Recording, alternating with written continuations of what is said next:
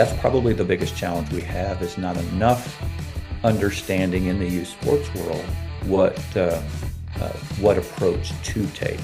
So as a result, we may get our child, because have a full-time job, parents are working hard, they may have more than 1, 2, 3 kids, and okay, I just heard there's a baseball team over here that my child's friend's playing on, let's just sign them up. And not really knowing what they're getting into. So that daily pressure, youth sports so often is just that secondary thing. Yeah, let's just get them signed up with whatever we can find. And that often will set you up for, some big challenges, not only for the coach, but, for everybody involved.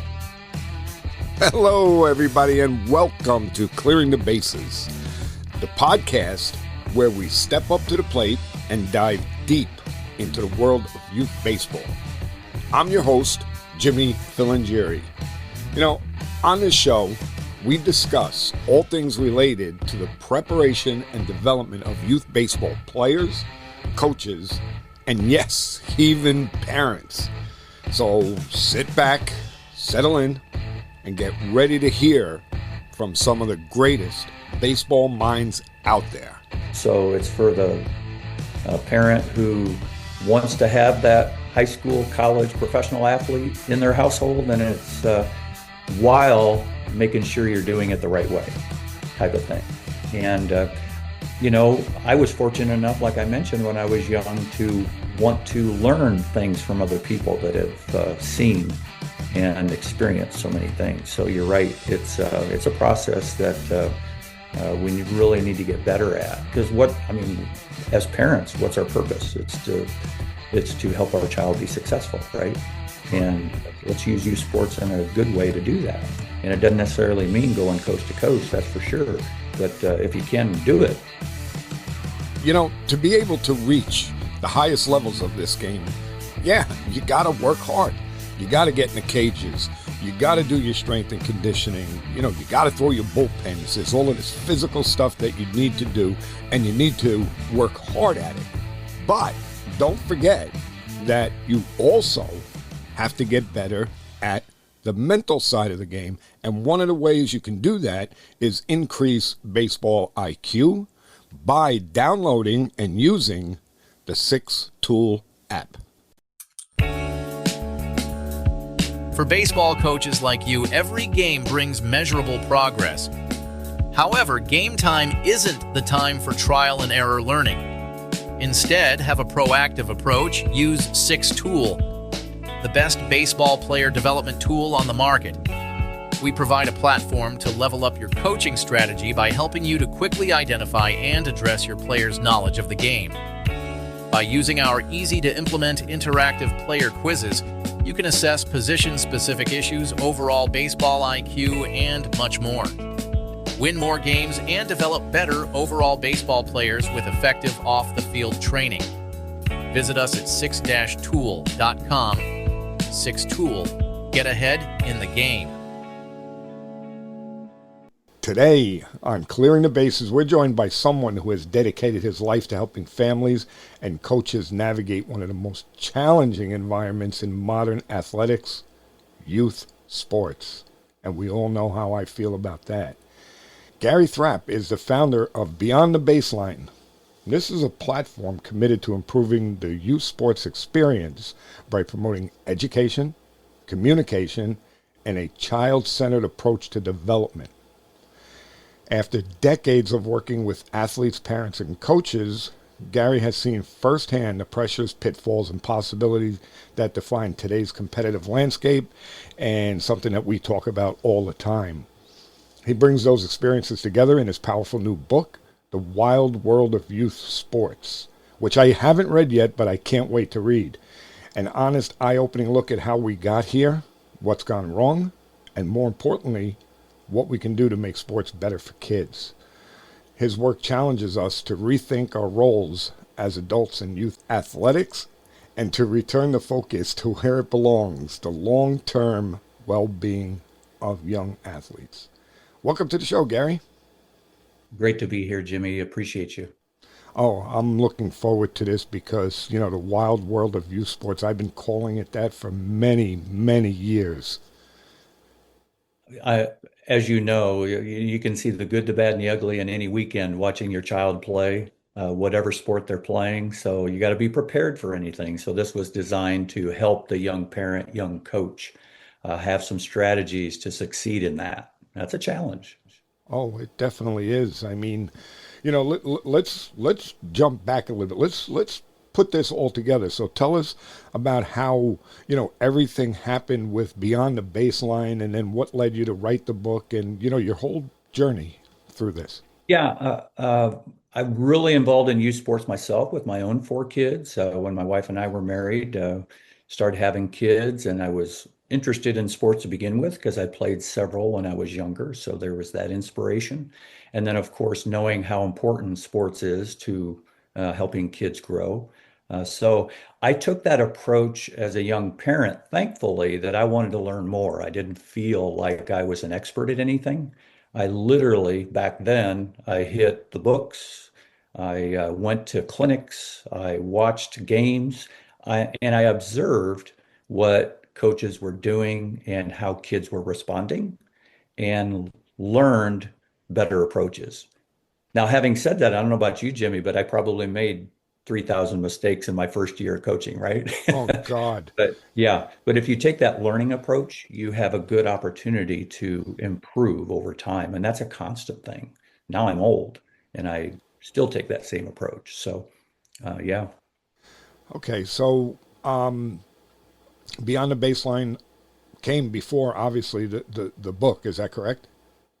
Yeah. So imagine then, after getting really diving into sports and coaching a variety of different sports with my kids involved, I heard in our community that a gymnasium was for sale. And this was a college that went out of business. So they had their activity center that was up for sale in our community. So I went over and took a look at it. And imagine going home and talking to your wife and saying, "Hey, honey, I just bought a gym." What response would you get? I don't think I would be doing this show right now. I probably wouldn't be alive. Right. Well, she kind of expected that with me because of some of the other things I got us into. So that was literally today in our discussion is starting our 20th year of being in business as a gymnasium. It's a four-court gymnasium, kind of a multi-use gym, and really been a pleasure. And I have learned so much in many different ways just watching because I've been on the front lines of it every day from a scheduling standpoint, event management standpoint, dealing with issues standpoint. I've seen it all, referee, umpire standpoint, right? Sure. So yeah, so it's one of those constant, just daily grinds. And the book came out because you know what? I've seen so many amazing stories. You won't believe some of the stories I toss in there that I've experienced firsthand.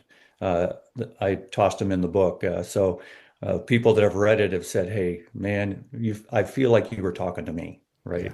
So, and then those stories, they're just heartfelt. So, yeah. Yeah. And I'm sure that you have good stories and you have bad stories. Is that? Oh my goodness. Yeah. You have those that'll just break your heart and those that will burn your heart up. Yeah. Oh yeah. Because I mean, just pick a sport, watch it for a weekend, and you're like, what did I just see? You can go from the most amazing moment to the most grueling moment in seconds. Yeah. That's the reality of it. Yeah. Yeah. And what kind of events do you host at the gym? I've done over the last 20 years, I've done basketball, I've done volleyball primarily, I've done some wrestling there. We've had soccer in there. We've had roller derby in there. We've had boxing. I've got a boxing group that does their thing in there. So a lot of multi-sports. And then right now I'm dedicated to the free stuff because I see such a huge challenge nationwide that there's fewer opportunities for kids from families that don't have a lot of money. So right now we've dedicated the last several years doing free opportunities for kids. So we're providing free basketball, volleyball, some multi-sport type stuff for about 250 kids. So That's fantastic because yes, I agree with you 100% that that is a struggle now because everything has become so much of a business that it makes it hard. And there's a lot of kids, we know it, that, I mean, I'll use myself. I mean, if I was being raised now, my parents wouldn't be able to afford for me to play baseball.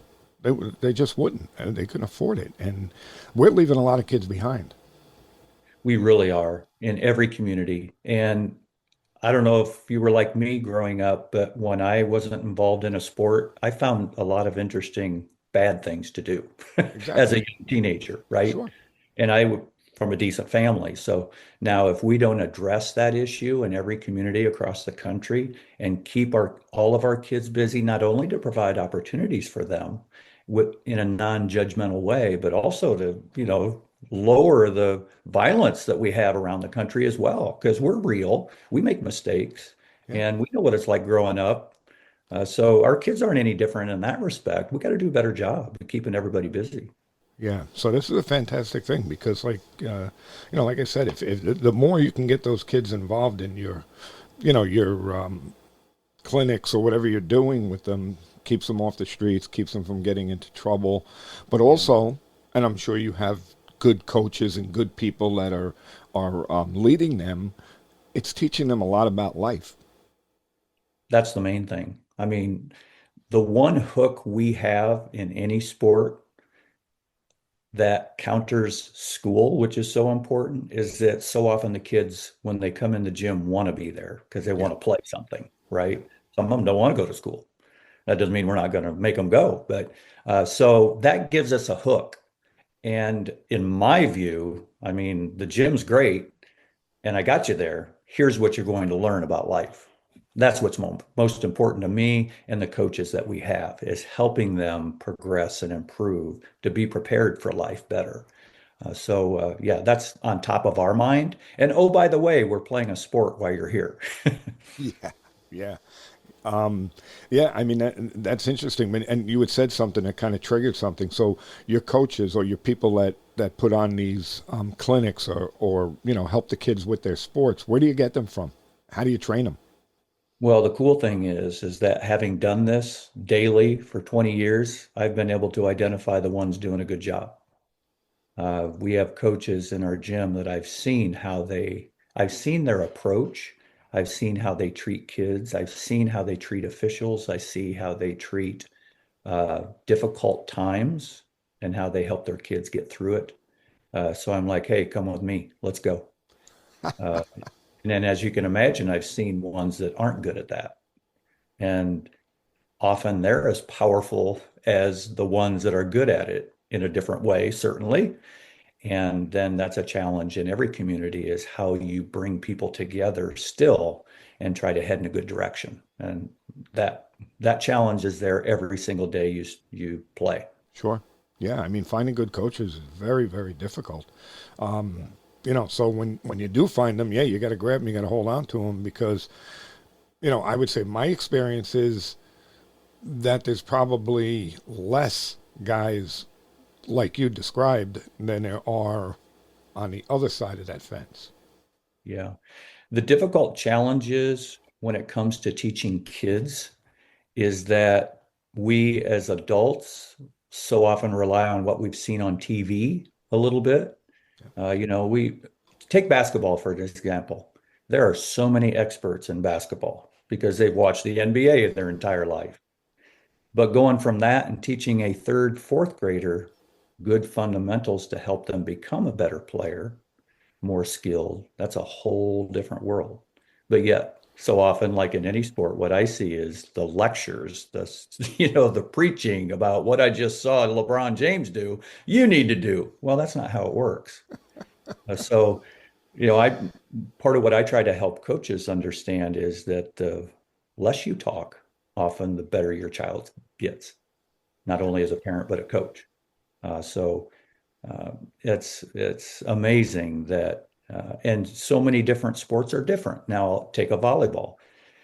What's amazing, I've seen dads, as an example, one weekend at one of our basketball events, yell the entire game to tell their third, fourth, fifth grader, whatever, how they're supposed to do it, and then lecture them after the game. Could you imagine the ride home? Oh God. Then they're back with their daughter in volleyball they know nothing about, and they're sitting there like, what is this? And their daughter, I mean, it's just a whole different world. So that's the challenge we have in youth sports is how the approach we take with our kids and what strategies are best to help them get better. Lectures don't work. No, no, and it's interesting because I've seen the same thing that you're talking about, where parents have a hard time understanding the difference between a LeBron James and a third grade youth basketball player. They don't. I don't know where it came in, but like you said, if you go to a basketball game or even a baseball game, these guys are professionals. They're making a lot of money, and you want to beat them up. Fine, yell from the stands, do whatever you want to do. This is, that's your prerogative. However, when you're watching a 12-year-old baseball game, keep your mouth shut. They're not professional athletes. If the kid struck out, the kid makes an error, those things are going to happen. And us as coaches, we understand that, and we don't get upset. But meanwhile, Mr. Jones in the stands is like beside himself because somebody made an error and maybe a run came in, and they think we lost the game because of that one error and that one run. But, and I've said this a million times, but he doesn't remember when his little angel came up in the third inning with runners on second and third, okay, and struck out looking. Didn't even try and bring the runners in, okay? And he doesn't see that as an impact of why we lost the game. It's only that one error, which drives me crazy because they don't understand the game.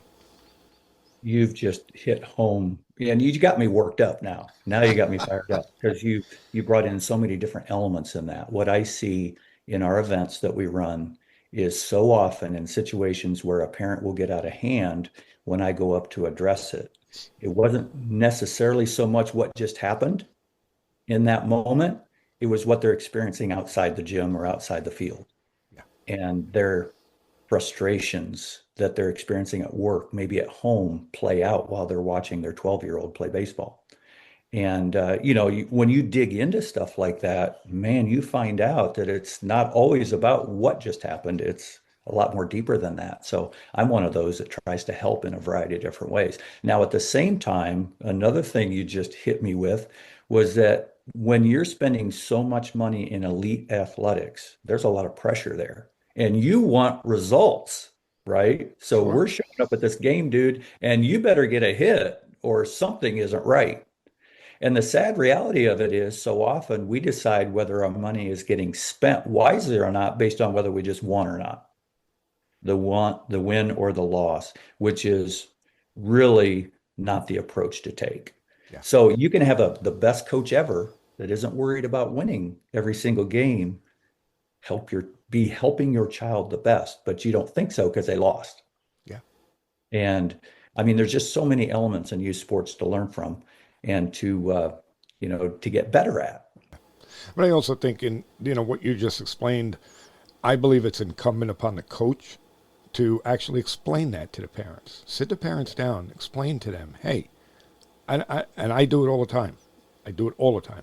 Not with my high school team because that's different because I'm coaching there to win. I have to, okay. But with youth players, I'll sit the parents down and tell them, you don't understand something. I don't give a crap if I win a game. I don't care. But I do care whether or not your son knows how to receive a cutoff. I do care if he knows which corner of the base to step on when he's running the bases. I do care, and I'll go down the list and explain it to him and say, that's what we're here for.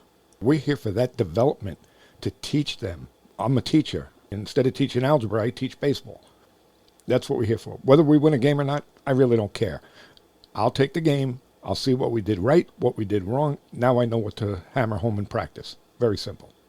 You're so right. And that's, what you're suggesting is spot on. And that's what I like to do as well is at the beginning of every season, we sit down with the parents and say, hey, here's what the expectations are. Here's what we're asking of you. If you have an issue about anything, let's not have it play out during a game.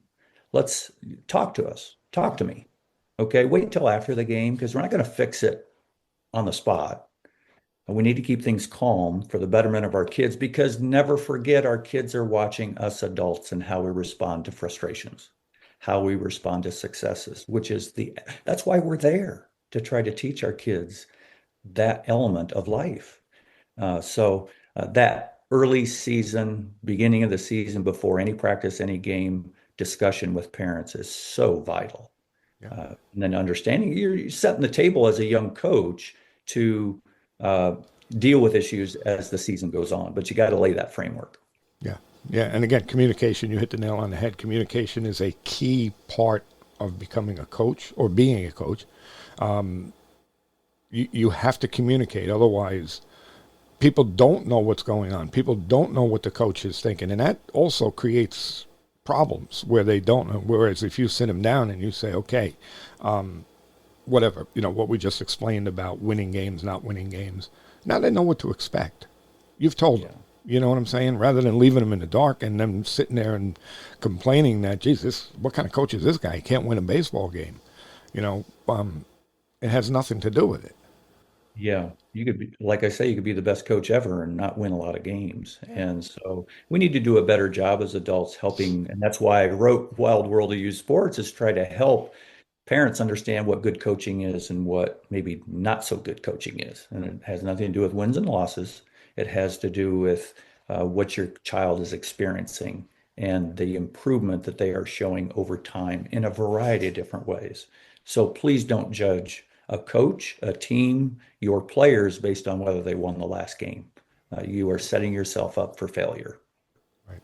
And again, another key thing that you just said is that it's over time. Okay. You don't take a kid and give him 6 hitting lessons and all of a sudden he's Aaron Judge. It doesn't work like that. It takes years. And you know what? And we all grew up seeing highlights, right? We saw highlights of the best action around the country, around the world. Look at what they're doing. What we don't see is in the batting cage every day, 2, 3 times a day from our professional athletes. What we don't see is the extra work behind the scenes. So then we're not ready to understand what it takes to get to that point, are we? Because we just saw that home run. Well, do it like him. Okay, well, you better get them in a dang batting cage on a regular basis, right? Yeah. You don't just show up, pay your ticket, and then there goes the home run, baby. It doesn't work like that. No. And, again, it's something that communication, you communicate that to the parents that, hey, you know, this is a marathon. This is not a sprint. It's going to take, there's a process. And we use that term all the time, trust the process. You have to. If you don't trust the process, then you're not going to buy into what the coach is trying to do because you don't understand that this is a process. There's time and effort and so much that goes into it, especially with baseball. Baseball's a tough sport. Very difficult, very technical sport. It's not easy to get good at baseball Yeah. at all. That's for sure. And it takes a lot of time, takes a lot of effort. Yeah. You better be ready for the long haul. And then also keep it in the big picture perspective is we're using baseball to help a person, child be good in life. And that's the main purpose. And this process is so vital to learning good, the bad, and the ugly, to be able to handle a boss that's not the best boss, to be in an industry that's very challenging. Whether your child makes it to the professional sports or not, you want to have them be prepared for life. And that's the main purpose. So let's talk a little bit about, the pros and the cons. So what do you believe is working well in youth sports? Or maybe we should let's do it the other way because I want to get the good stuff last. What do you think is going bad in youth sports? Yeah, the tough part about when I talk about what's really important to answer your question, I don't want to take it away from our communities. But step one, we have massive youth sports centers going up around the country. Every community to try to compete is spending a lot of money to try to attract travel teams to their area. Don't want to slow that down really. So keep that going because that's important, right? While that's happening, fewer kids have the money to play. So that's what's really difficult right now is that opportunity gap is widening. If you have money, if you have opportunity, you have parents that can get you to places, we want to keep that going.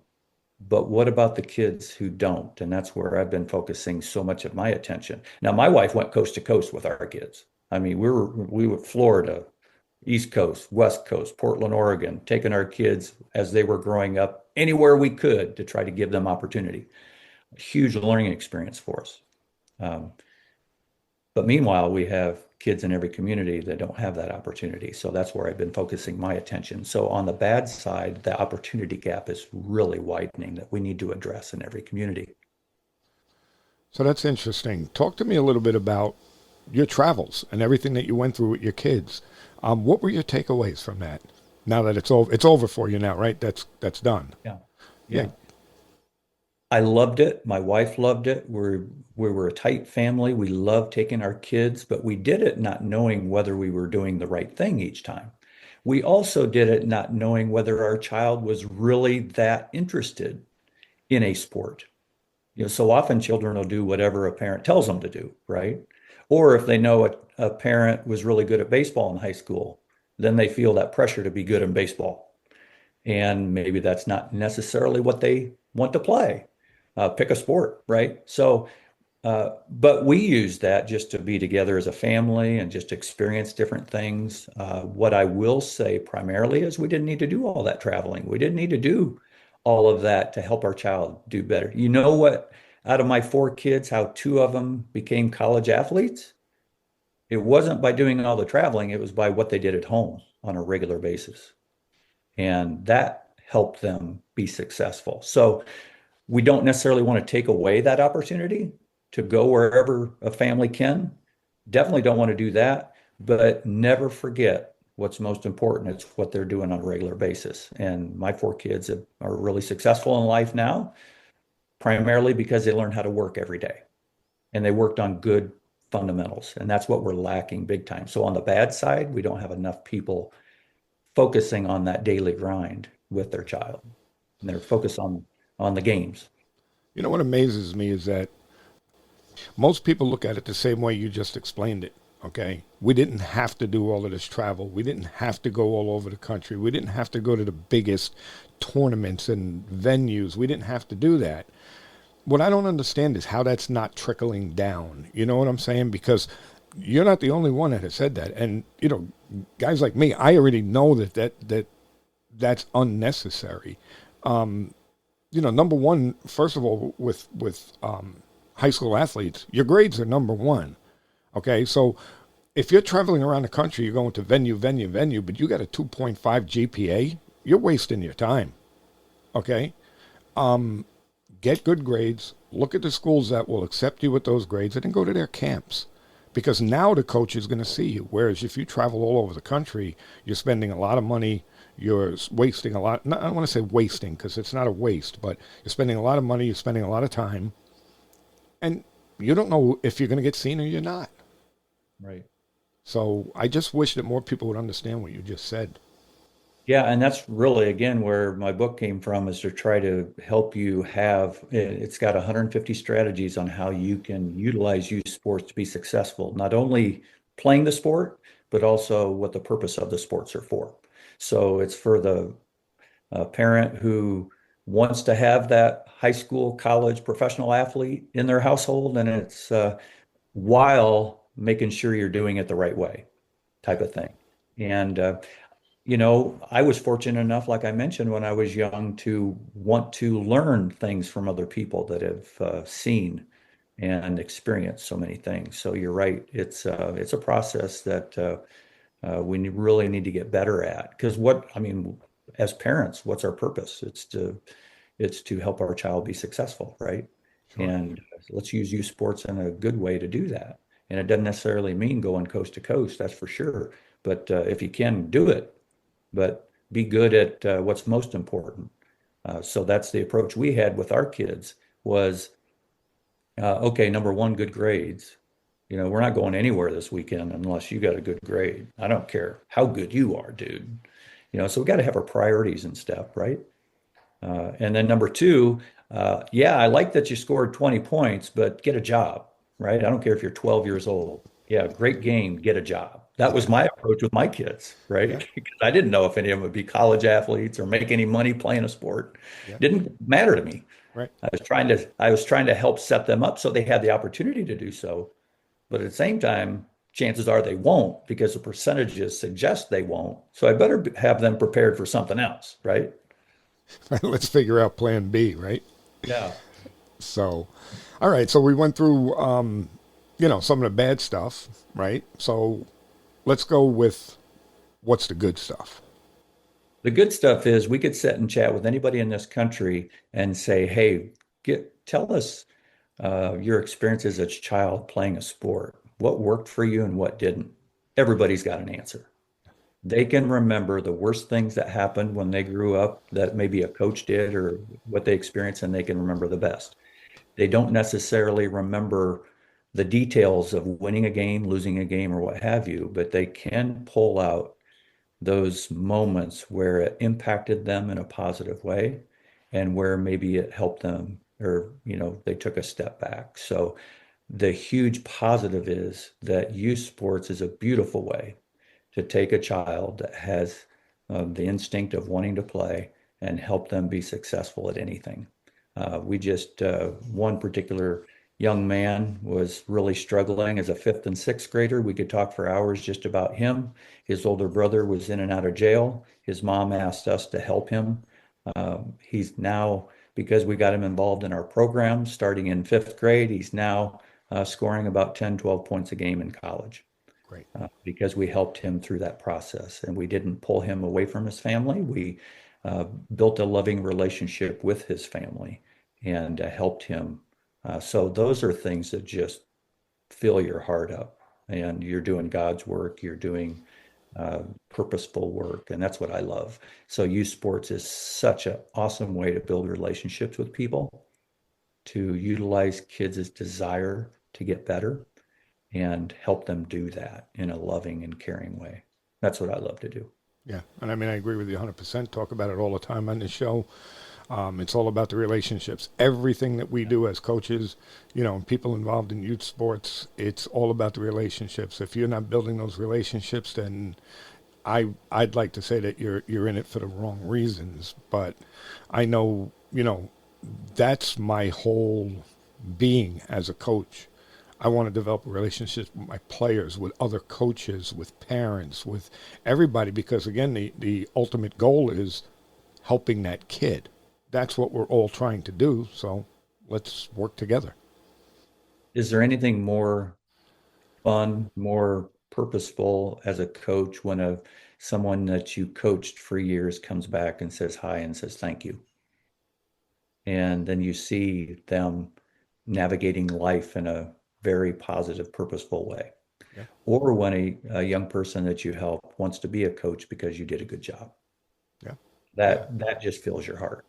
I mean, And that motivates you to take the next generation and help them as well. I can tell you, I've had instances, I won't say many, many instances, but I've had enough instances that have brought me to tears. And I'm not really like a guy that cries. And some things that players have said to me just caught me off guard. And I just never knew that they felt that way. And they would tell me stuff. And I mean, my eyes would well up. And, there's nothing more rewarding than that. Yeah. So you are so right. And now let's bring another element that, I mean, you're just hitting so many different spots and different buttons that you have me all worked up. Now let's put in that, and we're maybe swerving back to the bad. Now put social media in there and how it's affecting our kids. You want to talk about how important youth sports is. Is there anything much more important than setting your phone down and playing something these days with what these kids are exposed to?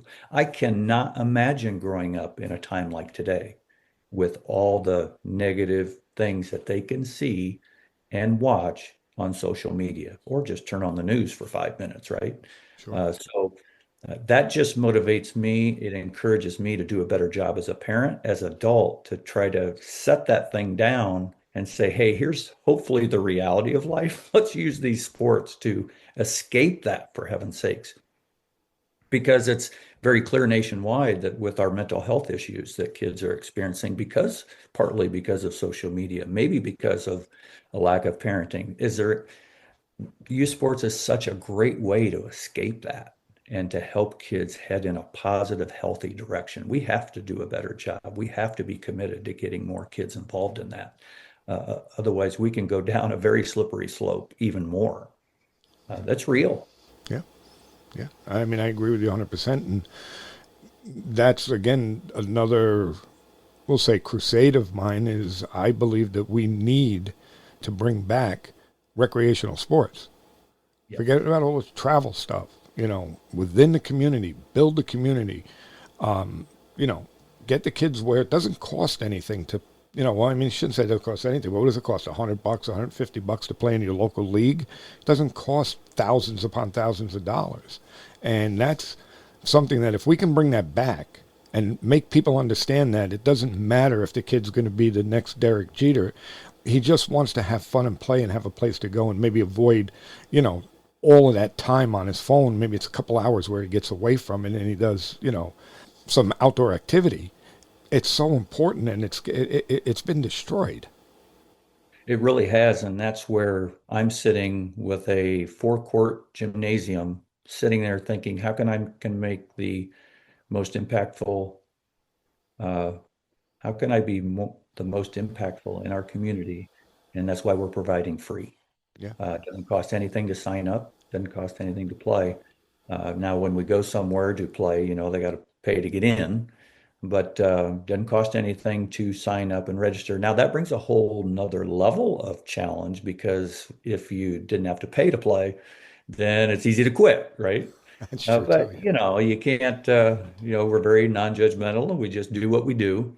And we're providing free for about 200 to 250 kids, and that's one of the motivations to get the word out is so we can duplicate that in other areas around the country, or at least motivate communities and people to do that. Because I have never had if you balance my travel experience with my own kids and when we had our own teams at the gym traveling, balance that with helping kids play free, I'll take the free side of it 10 times over because of the impact we can see on a daily basis with our kids. It is so much fun. Yeah. I just love these kids and families we're working with right now.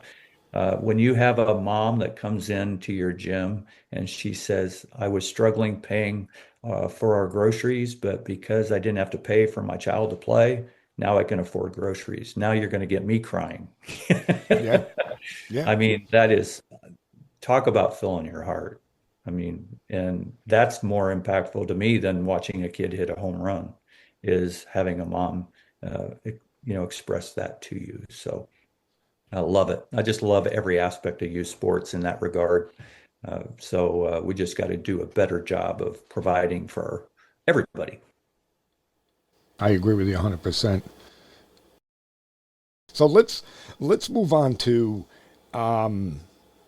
let's not so much with the beyond the baseline, but overall travel parents, just sport parents in general.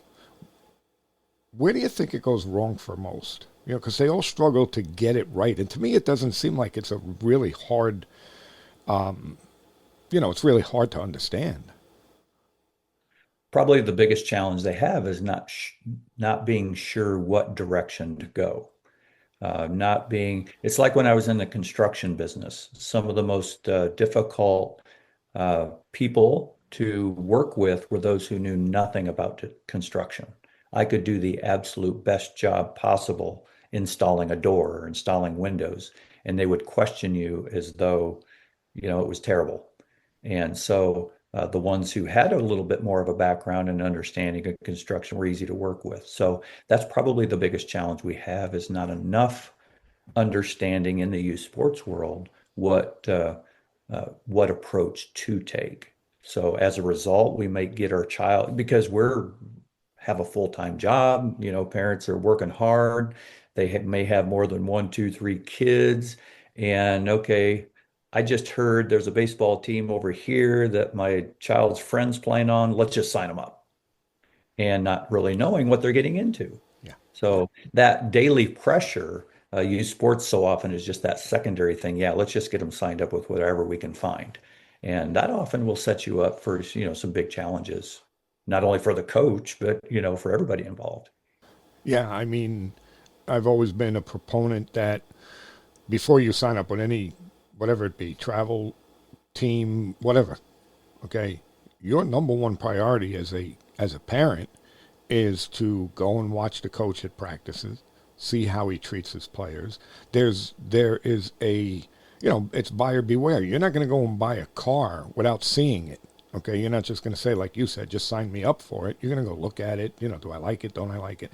You have to do the same thing when you're looking to put your son or daughter in a youth sports situation. Absolutely. And there's also that filter down approach. When we take the approach that we just get them signed up for anything, now in college, in professional athletics, people can just jump from team to team. Coaches can jump from team to team. That filters down to the youth level. So now as a parent, I get my child signed up because I needed to. Oh, I don't like it. Okay, I'm going to switch teams. Yeah. I mean, immediately. It just happens over and over. I'll see kids play on one team one weekend, a different team the other weekend. You wonder how many jerseys they got in their dang backpack. How does this happen? But that's the reality of it. And another challenge that we call them leapfrogs. We don't want any frogs. Okay. If you're going to sign up, I want you here because I'm investing my time with you and with your child. So, a whole nother level of challenge for everybody involved.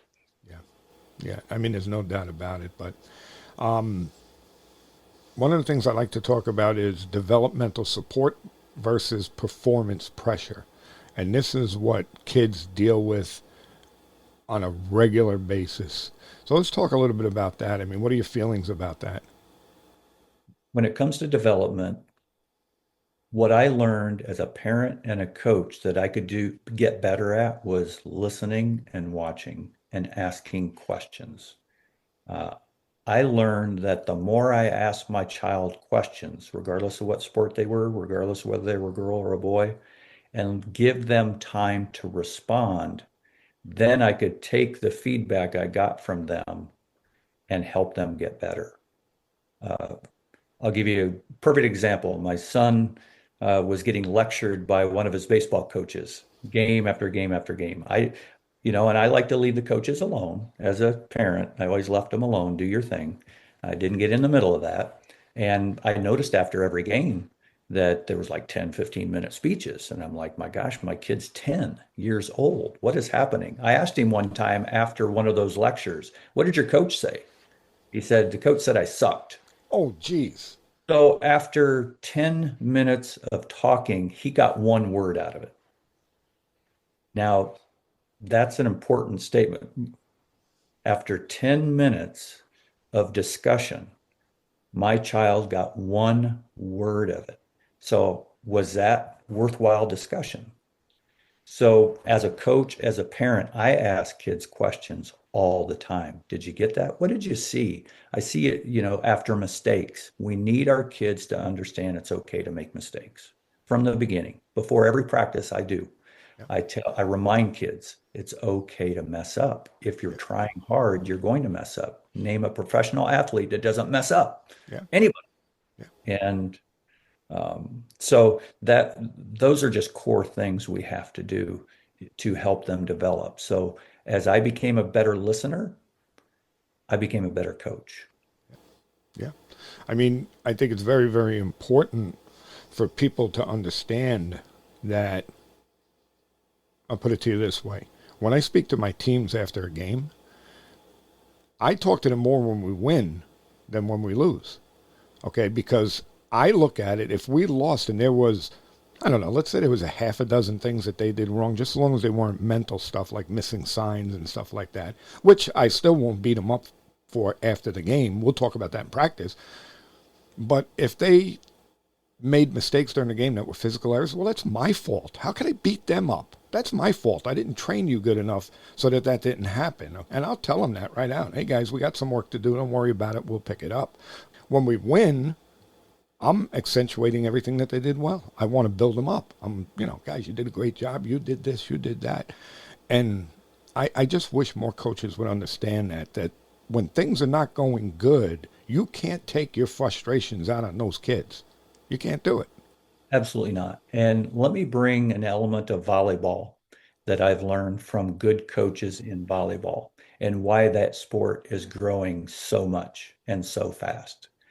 I've interviewed 15 volleyball coaches in the last few months during our high school season here locally. You know what they all have in common? They teach their kids to get over mistakes immediately. Yes. Let it go out your fingers. And when kids trust that, they're willing to give it all of a sudden their performance goes up because they get over their mistake. They're not focused on it and they move on to the next moment in a game. Yes. And man, have I learned a lot just from watching some volleyballers. And look how after every volleyball, whether they get the point or they lose the point, the kids come together and they say, "Good job, we got this." Yeah. Boy, could we get a little smarter as adults in other sports to be able to do that. Now, does that mean we don't, I get after my kids too, right? And if they're trending in the wrong direction, hey, I'm going to get after it a little bit. But at the same time, based on all the challenges kids have these days, boy, we could capitalize on that. Get over your mistakes, move on. You are normal and you are trying your best to become a better performer when you do make mistakes. And there's not enough parents, not enough coaches that really buy into that. Yeah. I said this on a recent show, and I'm going to say it again. This past fall, we had a kid that had a bad game. He made 3 or 4 errors during the game and this and that.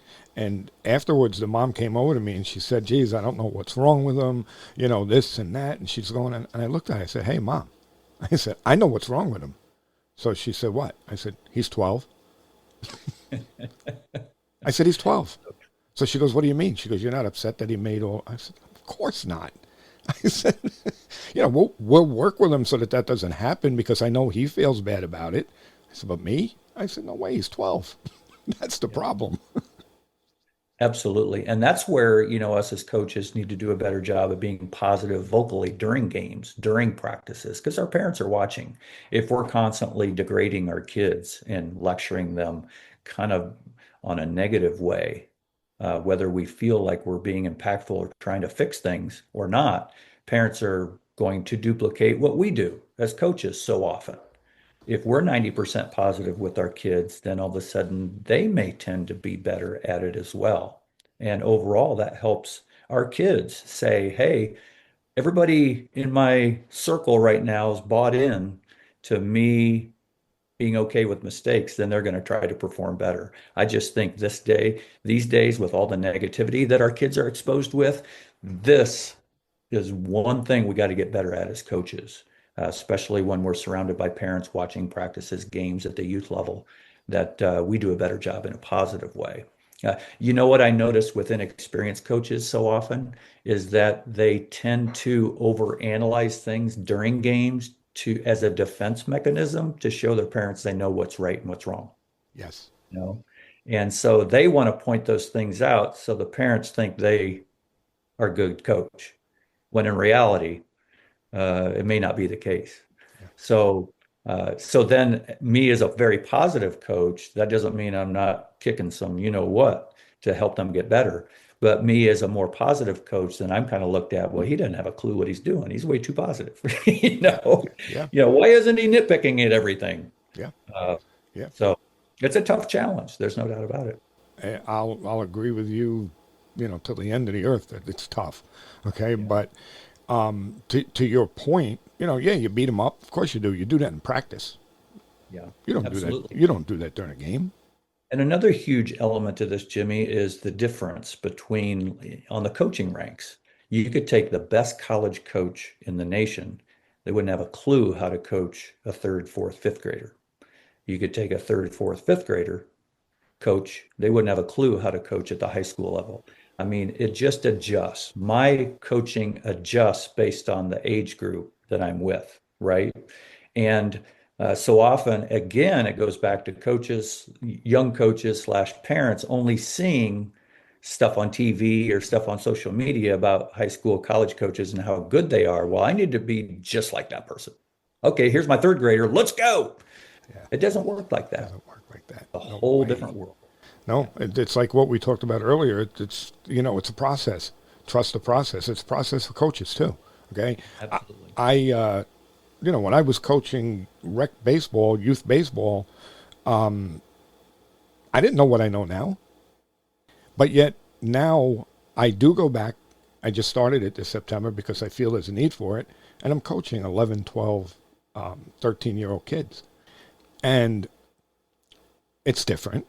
I would never, ever treat an 11, 12-year-old kid the way I would treat a high school senior, okay, because it's different. There's different objectives. There's different things we're trying to get done.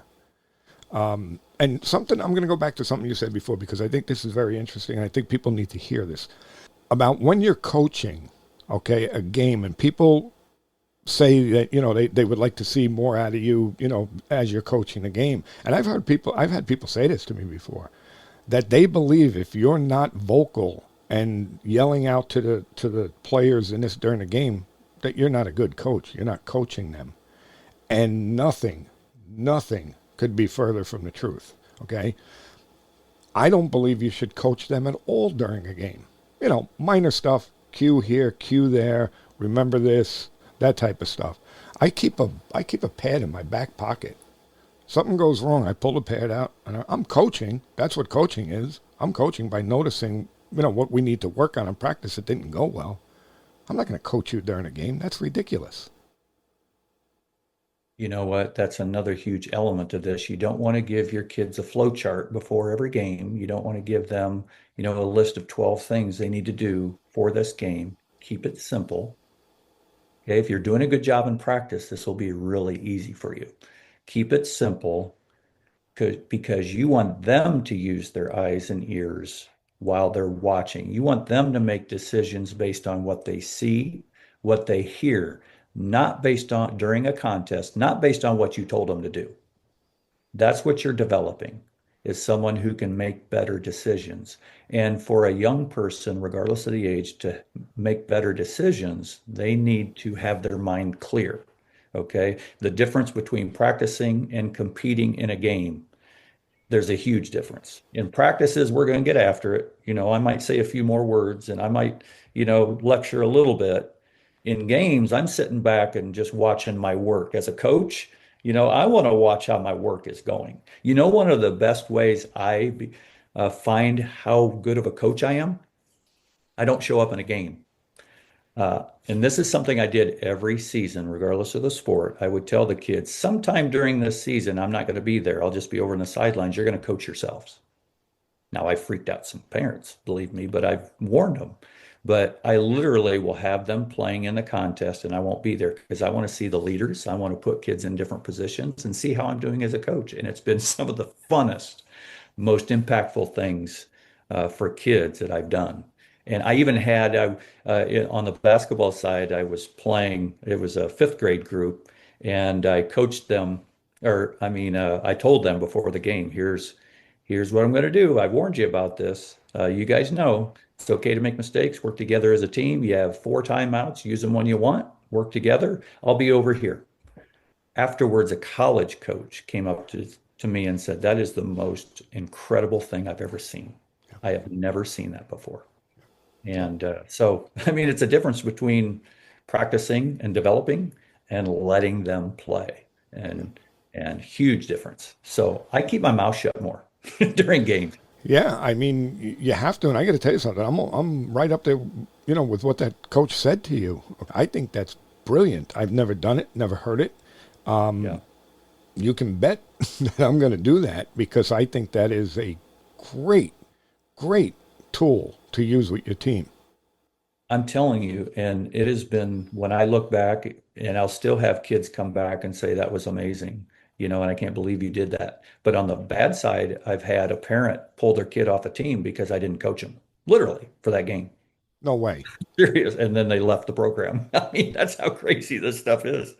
And So, I mean, you can get a little bit of everything in that.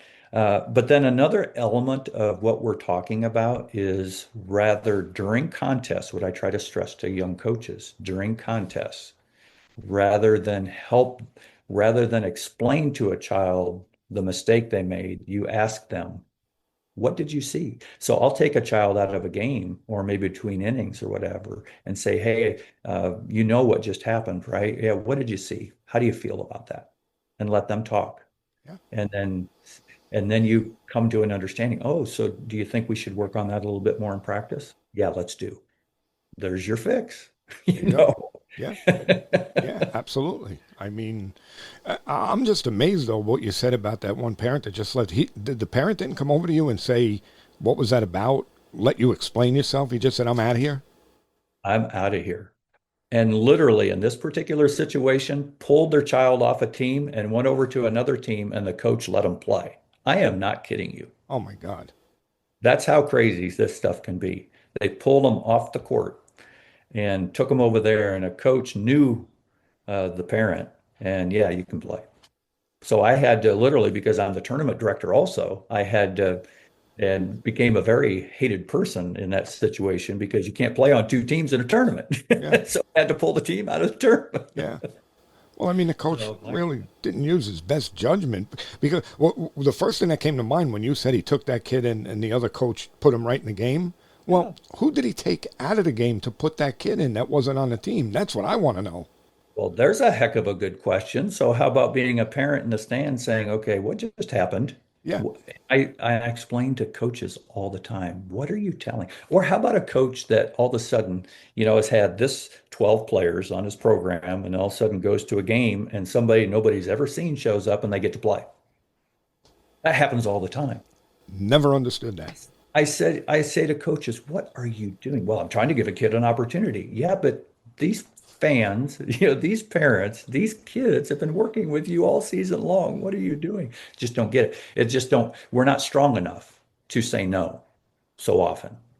And it hurts us overall. We're just not strong enough in many respects. So, Well, that's kind of, that scenario where there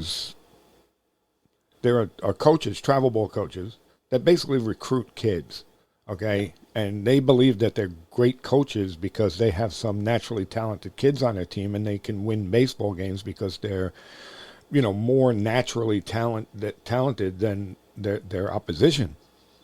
So coaches will take a kid. Oh, geez, that's Johnny Jones. I heard he's a good player. Yeah, let's bring him over to my team. Let's get him in the game so that they stay with us. I don't that get can that. that can make you look like a great coach. So I ask parents all the time, do you have a great coach developing your child from where they are now to where you want to be? Or do you have a good recruiter that gets the best players to come over to them so they look good? Now, I get it. They want to compete against the best, right? I get that part. But so often they could be a very poor coach, be a great recruiter, but a poor coach that isn't helping them get better. They're just sitting back, wow, that was really good. I'm pretty good at this. Well, no, the parents did a lot of developing, prior coaches did a lot of developing. You just happened to scoop them up and toss them on your team, and man, you look good. Yeah. Yeah. I I mean, would rather have the coach that helped the child get better stick with them than the guy that's a good recruiter come over to me and then waste their time. right. Right. But once again, that word is the word that you need to get out to parents. The parents need to understand. They need to know what development is. And I'll go to your point. We have a local guy here that wins. I mean, and wins, and his teams are good, and everybody says, "Wow, he wins," and he wins. Well, a lot of his players played for me last year on my high school team, and let me tell you something. They don't know anything about how to play baseball. They know not. They're good players. They have talent. Those kids are being hurt like you can't imagine because when they get to the college level, most of them will play in college. They're not going to play because they don't know how to run the bases. They don't know how. I can go down a litany of things that they don't know. And when you get to college, it's a different ballgame. All right, so let's go back to the book a little bit. Give me your favorite story from the book or your favorite case study. Oh my goodness, my favorite story from the book. Well, the one I touched on a little bit earlier about the young man who is now a college athlete. Probably my favorite is when a young lady, she was a sixth grader, and we knew her parents, the teams that she was on, they were a local family, and her dad suddenly and unexpectedly died of like a heart attack type of situation. And the family just was demoralized. The dad was coached his kids in a variety of different sports. Soon after that happened, she was in our gym and I was coaching against her and with my team that I was coaching. And at the end of the game, it was a tie ball game. Her coach called a timeout. They throw the ball into her. She runs it down the court, throws up a 3-point shot and makes it. Nice. One wins the game. This was shortly after her dad unexpectedly passed away. She goes back to the huddle and she says, I know there's a heaven and my dad is there. He just saw me make that shot. Now you got me crying, Yeah. Jimmy. You want to talk about impactful, seeing a young child say that and experience that. Oh, Yeah. just, just, we're blessed. There's no doubt about it. It's Sorry, I'm crying. I understand what that is firsthand, and yeah, yeah, that's a tearjerker. So when you have those moments playing a simple game like baseball, like basketball, like fill in the blank, does that give you a sense of what's most important? Is it the sport you're playing, or is it the relationships you've built and the experiences that you've had? Uh, it just brings joy to you. Yeah, yeah. So let's one last thing. What message would you give to every parent, youth sport parent and every youth sport coach? What message would you want to send to them? I would say do not rely on anyone to tell you the approach you should take. Do a lot of research yourself. We have a variety of different ways to learn strategies. One is the book, of course, available on Amazon. But one thing that I am thankful for when I was young was that I was willing to learn. And I wanted to learn while or before making big decisions for my family, for my kids. So always have your eyes and ears open. Always, not only for your own child, but also for kids who may not have good parenting. Be a lifeline. Maybe I'm throwing too much out there, but be a lifeline for other kids. We have so many kids that are struggling out there in every community. So be the best continually educated parent, informed parent on what's available out there, and be a lifeline for kids who need help. That's fantastic. So the book is The Wild World of Youth Sports. So everybody go out there and get that book, and I'm sure you're going to enjoy it. Like I said, I haven't read it yet, but Gary and I are going to talk about it, and I'm going to get a copy of that book because I want to read it. Gary, this has been great. A lot of good stuff for people to chew on, and I really appreciate you coming on. Really enjoyed it. You got me amped up too. Well, like I said, it was good. A lot of good stuff, and stay in touch. Definitely will. Thank you. When you're passionate and you really believe in what you're doing, you can see how emotions come into it. I want to thank Gary for his honesty, his passion, as you heard, and commitment to shining a light on the realities of youth sports through Beyond the Baseline, and then by writing the book, The Wild World of Youth Sports. All of this stuff that we talked about should be a wake-up call for everyone involved in youth athletics.